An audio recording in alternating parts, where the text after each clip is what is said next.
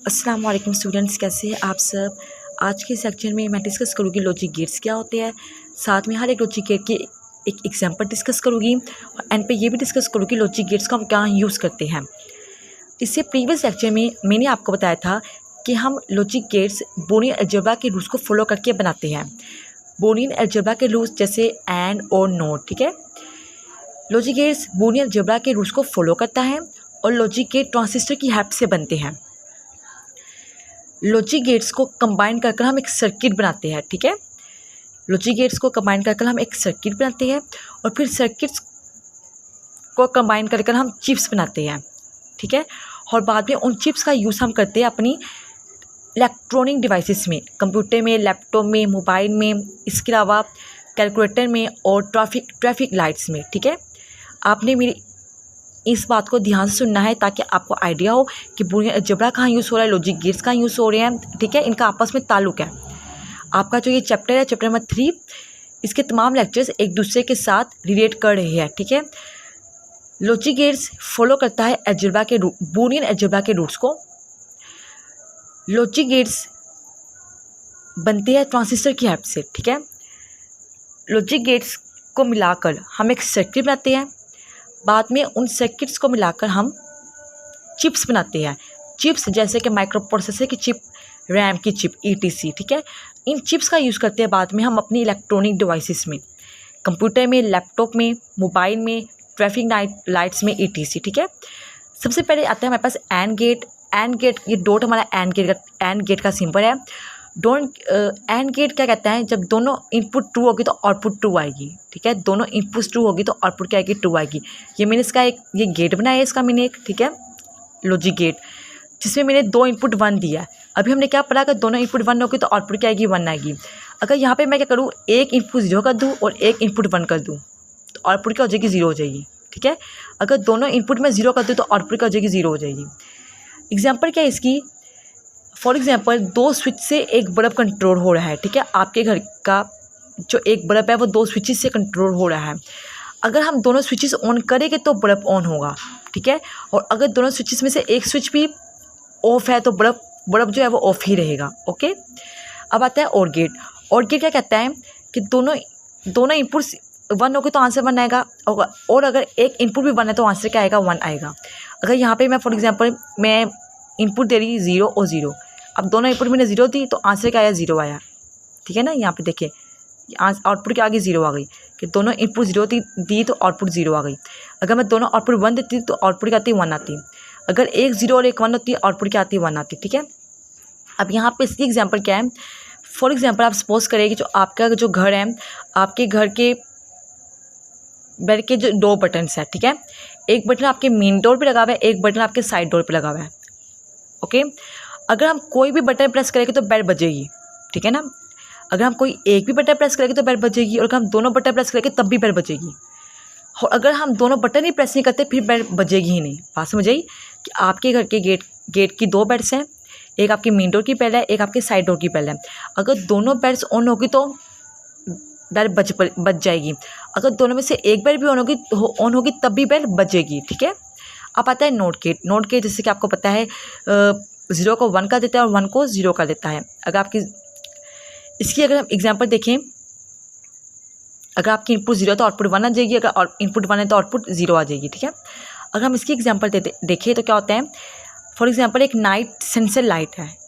क्या है, एक नाइट सेंसर लाइट, जो क्या करती है, जब रात होती है तो ऑटोमेटिकली हमारा बल्ब ऑन हो जाता है, ठीक है ना।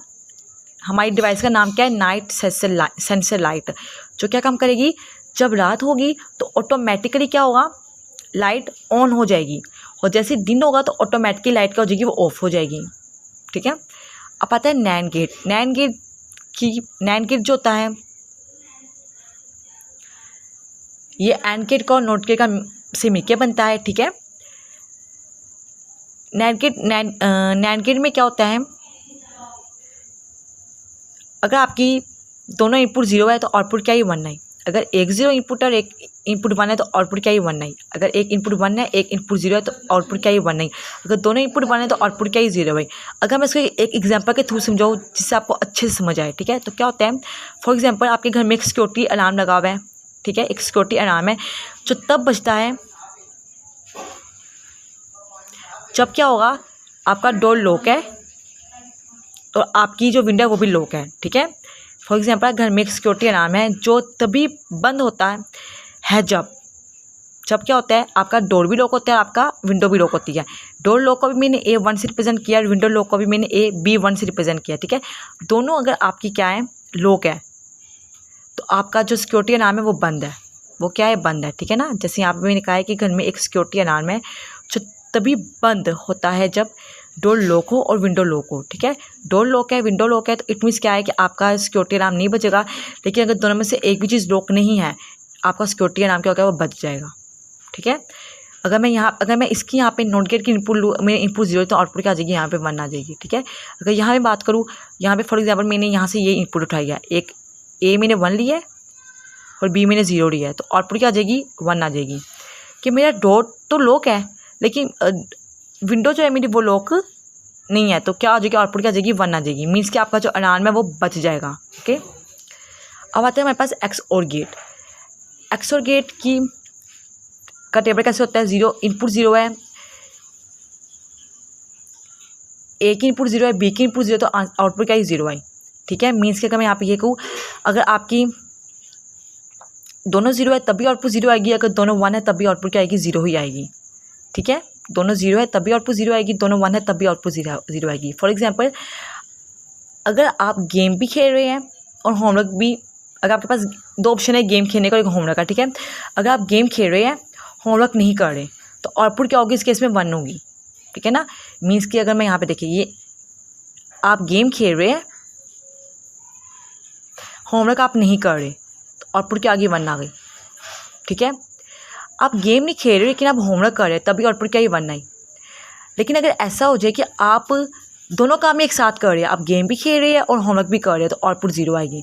अगर आप दोनों काम ही नहीं कर रहे, ना ही गेम खेल रहे हैं और ना ही होमवर्क कर रहे हैं, तभी आउटपुट क्या आएगी, 0 आएगी, ठीक है। इस तरह से काम करता है हमारा XOR गेट। अगर यहाँ पे मैं एक इनपुट दूँ, फॉर एग्जांपल मैंने यहाँ पे इनपुट दिया 0 और 1, 0 कि मैं गेम नहीं खेल रही लेकिन मैं होमवर्क कर रही हूँ, ठीक है, तो आउटपुट क्या आ जाएगी, इस केस में 1 आ जाएगी। अब ये लॉजिक गेट कहाँ यूज़ होता है, जैसे मैंने अभी आपको पहले बताया कि लॉजिक गेट्स को कंबाइन करके हम सर्किट बनाते हैं और सर्किट को कंबाइन करके चिप्स बनती है, ठीक है। और बेसिकली वो चिप्स जो होती है वो माइक्रो प्रोसेसर की चिप होगी, रैम की चिप हो गई, वो चिप्स हमारी डिजिटल डिवाइसेस में लगती है, ठीक है ना। तो अगर हम बात करें तो कंप्यूटर में हम यूज़ करें लॉजिक गेट्स का, मोबाइल में यूज़ करें, जैसे कैलकुलेशन में, डिसीजन मेकिंग में, डाटा स्टोरेज में, सिग्नल कंट्रोल और सर्किट्स में, कम्युनिकेशन में, यहाँ सब जगह पे कहाँ, ये सब एग्जांपल है कंप्यूटर मोबाइल की जहाँ पे हमारे लॉजिक गेट्स यूज़ हो रहे हैं चिप की तरह, ठीक है ना। इनकी चिप जो है, जो इनके अंदर लगी हुई है, चिप वर्क इस पर करी, लॉजिक गेट्स पे वर्क कर रही है, ठीक है ना। लॉजिक गेट्स को मिला के हमने सर्किट्स में और सर्किट्स को कंबाइन करके वो चिप्स बनी है। फिर क्या, सर्किट्स इन ऑटोमेशन में हम यूज़ करते हैं लॉजिक गेट्स का, जैसे सिक्योरिटी अलार्म में, ट्रैफिक लाइट्स में। इसके अलावा डाटा प्रोसेसिंग में और माइक्रोफोन्स बनाने में भी हम लॉजिक गेट्स का यूज़ करते हैं।